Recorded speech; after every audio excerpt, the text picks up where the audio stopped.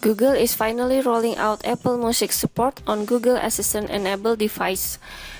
This includes all the Google Home or Nest branded smart speakers from Google as well as other manufacturers. Apple Music subscriber will be able to link their account with their Assistant-enabled device through the Google Home app on their phone. Once that's done, you can just use your voice to play any track you like from Apple's 70 million track library.